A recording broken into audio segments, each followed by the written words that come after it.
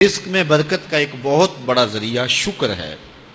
ارشاد فرمایا لَإِن شَكَرْتُمْ لَأَزِيدَنَّكُمْ، اگر تم شکر کرو گے وہ تمہیں اور زیادہ عطا کرے گا، اور اگر تم شکر نہیں کرو گے وَلَئِن كَفَرْتُمْ، کفران نعمت کرو گے، إِنَّ عَذَابِي لَشَدِيدٌ، تو پھر میرا عذاب بڑا سخت ہے۔ رزق کے اضافے کا ایک اور بہت بڑا سبب انفاق فی سبیل اللہ ہے۔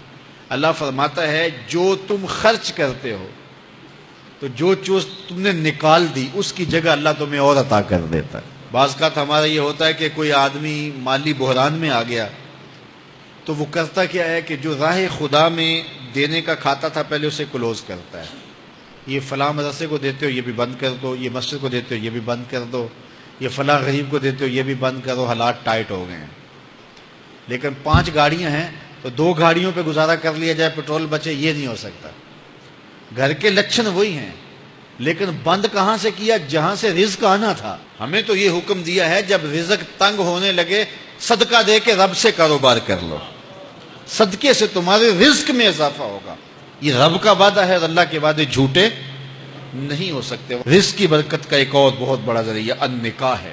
فرمایا اگر تم نکاح کرو گے، تم فقیر ہو وہ تمہیں غنی کر دے گا۔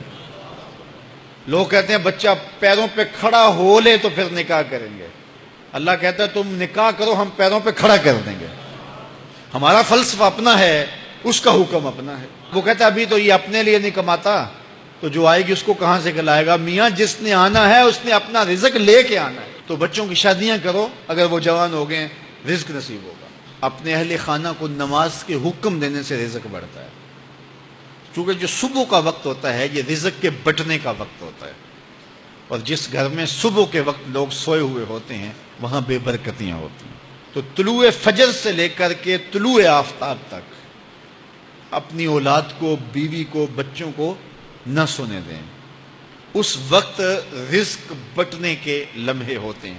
کثیر دعائیں مانگیں، تلاوت کلام مجید پڑھیں، اور نماز فجر مرد حضرات مسجدوں میں جا کے باجماعت ادا کریں، اور گھروں میں جو ہے وہ بیٹیاں بہنیں مصلے بچھا لیں تو اللہ کی رحمتوں کا نزول ہوگا۔ اب ایک حدیث میں رزق کے اضافے کا ایک اور نسخہ ارشاد کیا گیا۔ میرے حضور نے فرمایا جو شخص یہ چاہتا ہے کہ اس کے رزق میں برکتیں ہوں اور اس کی عمر میں اضافہ ہو تو وہ اپنے رشتہ داروں کے ساتھ سلوک اچھا کرے۔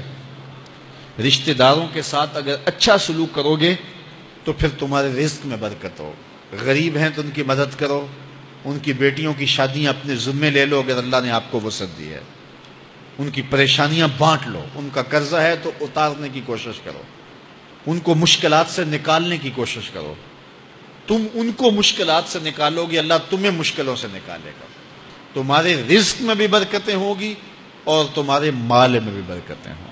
فرمایا بہتر صدقہ وہ ہے جو ناراض غریب رشتہ دار کو دیا جائے۔ اگر وہ پھنس گیا ہے، مجبور ہے، ناراض ہے، تو اس کو اگر دیں گے تمہارا نفس اس میں شامل نہیں ہوگا، تو یہ افضل صدقہ ہے جو ہر صورت میں قبول ہی قبول ہے۔ رزق کے اضافے کا ایک اور سبب الاحسان الی الضعفاء، جو کمزور لوگ ہیں ان کے ساتھ اس نے سلوک کرنا۔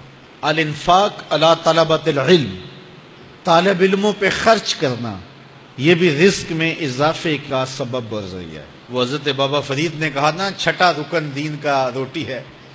گھر میں کچھ نہ ہو تو پھر نہ نماز اور نہ ہی دیگر امور کی لذت آتی ہے، تو یہ رزق فراواں اور وسیع اور مبارک نصیب کر دے اللہ۔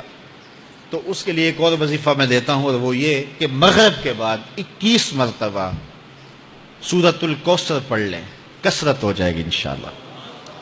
اول خدوشی پڑھ لیں، 5-7 منٹ لگتے ہوں گے، تو سورہ کوثر 21 مرتبہ روزانہ مغرب کی نماز کے بعد پڑھیں۔